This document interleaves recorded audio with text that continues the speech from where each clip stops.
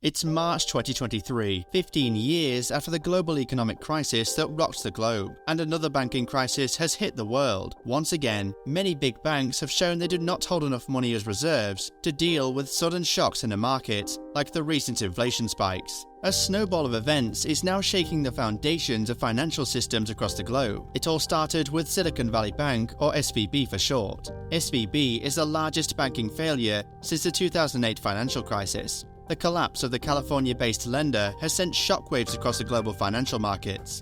As a result, many banks and large companies are suffering, and governments, backed by regular people's money, have had to step in once again to pick up the pieces. Credit Suisse and Signature Banks were the second and third banks to face significant challenges due to similar overexposure problems, leading to Signature being shut down by regulators in March and Credit Suisse being sold to UBS. The collapse of these banks highlights the fragility of the banking system and the dangers of over-leveraging. In this video, we will explore the banking crisis in 2023, how it happened, and what it means for the global economy. We will also examine government's measures to address the crisis and the broader risks and moral hazards associated with these bailouts. But before we get into it, please remember to hit that like button and subscribe. We cover important and controversial topics on this channel, and your support will really help us with the algorithm. So, what on earth has been going on in the banking sector? First and foremost, it's important to understand how a bank makes money. You probably use a bank to store your income and savings, but your bank doesn't just let this money sit around, not doing anything.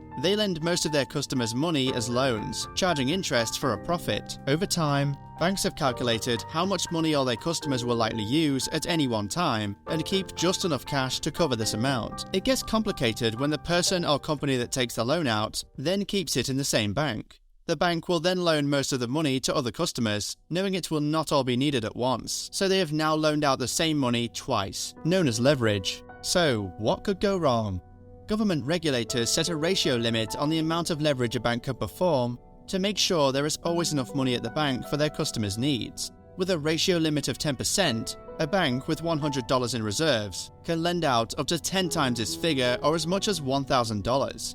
In most Western countries, the ratio is more like 3 to 4% for big banks. While leveraging can lead to greater profits for banks and has provided much of the modern growth we have seen in the Western world, it also creates the potential for financial instability. If too many borrowers default on their loans, the bank may not have enough reserves to cover the losses. This can trigger a run on the bank, where depositors rush to withdraw their money, fearing losing their savings. This demand for withdrawals further depletes the bank's reserves and potentially results in failure if the government does not step in to provide cash. Even rumours of insolvency can trigger a run on the bank. In extreme cases, a run on the bank can lead to the institution's collapse, as was the case with SVB. So what caused the run on SVB? The bank had been a popular choice for startups and venture capitalists due to its focus on the tech sector. The current recession in the US has led to a reduction in the amount venture capitalists have been investing in tech startups, meaning the bank was getting less money deposited. SVB also held reserves as US Treasury bonds. This would usually be fine, but then the Federal Reserve increased interest rates to tackle inflation, which tanked the price of existing bonds. SVB started to sell these bonds to generate the capital needed, and people panicked, taking their money out of the bank, effectively making SVB bankrupt. SVB did not expect both a slowdown in venture capitalist lending and an increase in interest rates at the same time, leaving them at risk of not having enough money to provide customers with the money they needed. So, how do increased interest rates reduce the price of bonds? Imagine you have a seesaw with two people on it. One person represents interest rates, and the other person represents bond prices. When interest rates rise, the person on that side of the seesaw goes up, and the person on the other side, bond prices, goes down. This is because when interest rates rise, new bonds are issued with higher yields, meaning they pay more in interest. This makes existing bonds with lower yields less valuable in comparison, so their prices go down. It's like if a new toy comes out that everyone wants. The older toys become less valuable, and their prices go down. This happened to SVB's bond positions when interest rates increased, to calm inflationary pressures around the world economies. In addition to this, the bank had also failed to invest adequately in its infrastructure, leading to a lack of technological innovation and a failure to keep up with the changing needs of its customers. They also tried to venture into new sectors, but needed more expertise to make sound investment decisions. This left SVB vulnerable to disruption from newer, more agile fintech companies, and had the Fed describing SVB's failure as a textbook case of bank mismanagement. Ultimately,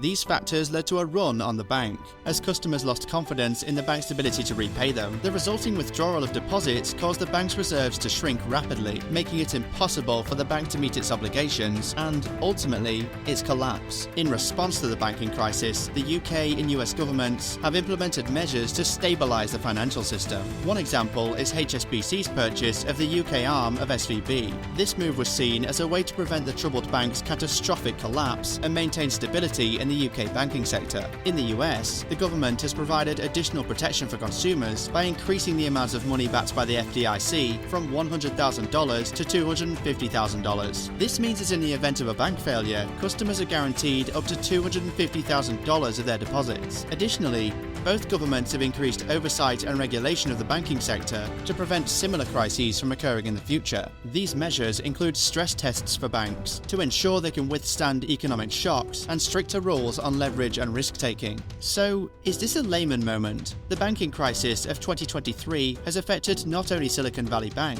but other major players in the financial industry. Credit Suisse is one such bank that has faced significant challenges due to risky investments and poor risk management. In particular, Credit Suisse's poor risk management and overexposure to bond investments have resulted in substantial losses, and the bank has been facing scrutiny from regulators and investors. It's experienced a massive loss in value and has now been purchased by rival bank UBS. UBS will pay 3 billion Swiss francs to acquire Credit Suisse, 60% of what it was worth before the crisis, and has agreed to assume up to 5 billion francs in losses. The Swiss National Bank has provided 100 billion Swiss francs in liquidity assistance to both banks to shore up the banking system within its borders. Other banks like Deutsche Bank and Barclays have also experienced significant drops in their stock prices due to concerns about their exposure to risky assets. The question that many are asking is whether this is a Layman moment, a reference to the collapse of Layman Brothers in 2008, which triggered a global financial crisis. Overall,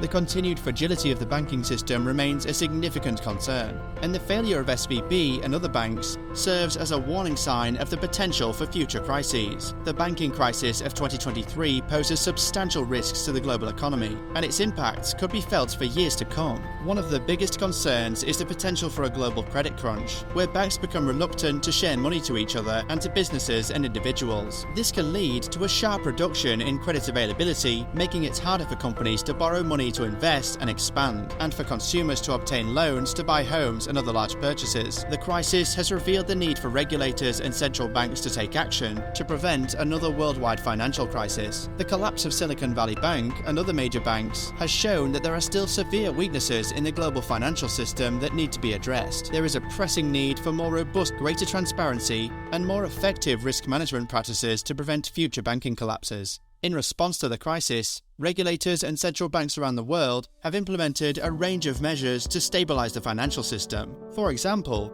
they have injected massive amounts of liquidity into the system, provided support for troubled banks, and increased the monitoring of financial institutions. However, there have been increasing calls for a review of the current banking model, including the role of banks in creating and managing risk and whether alternative models could be developed to promote greater stability and resilience. The banking crisis could also increase the potential for worsening inflation, resulting from the injection of more money to save the banks. An increase in money supply could lead to higher inflation rates. While steady inflation could be a positive sign of a healthy economy, hyperinflation could be disastrous and lead to a rapid decrease in the value of a currency, creating further economic instability, which would be catastrophic for the dollar. This is a risk that regulators and central banks must consider when implementing measures to stabilize the financial system. The big question everyone is asking is, why don't the banks learn? Moral hazard is a term used to describe the potential consequences of actions taken by individuals or institutions when they are shielded from the potential risks of their activities. In the context of the banking crisis, government intervention to save banks and their customers from the consequences of their poor risk management can create a moral hazard. This is because banks may feel that they are insulated from the consequences of their risky investments and may be more willing to engage in risky behavior in the future. This can lead to further financial instability and even more severe crises. The concept of moral hazard highlights the need for regulators to balance the desire to protect financial institutions and their customers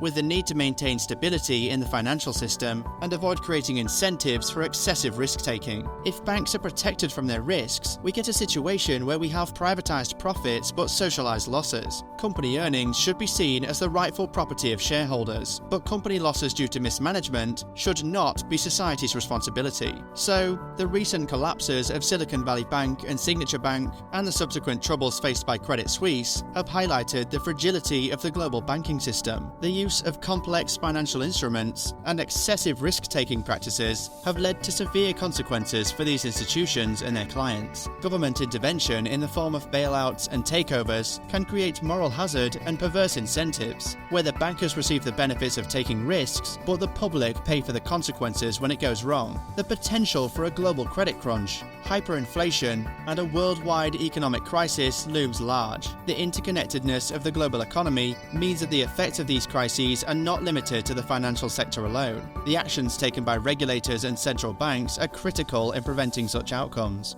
and it's essential that they continue to monitor the situation closely to avoid this potential Layman moments from playing out, as in 2008. The banking system must be reformed to address the systematic issues underlying these crises. This includes increasing transparency, strengthening regulations, and reducing the reliance on risky financial instruments. It also means holding bankers to account for their poor performance and mismanagement. The future of the banking system and the global economy depend on the willingness of policymakers, financial institutions, and other stakeholders to address these challenges promptly and effectively. The current situation serves as a sobering reminder of the fragility of the global banking system and the need for continuous vigilance and reform. It is crucial to learn from past mistakes and take proactive steps to mitigate risks and ensure the financial system's stability for the long term.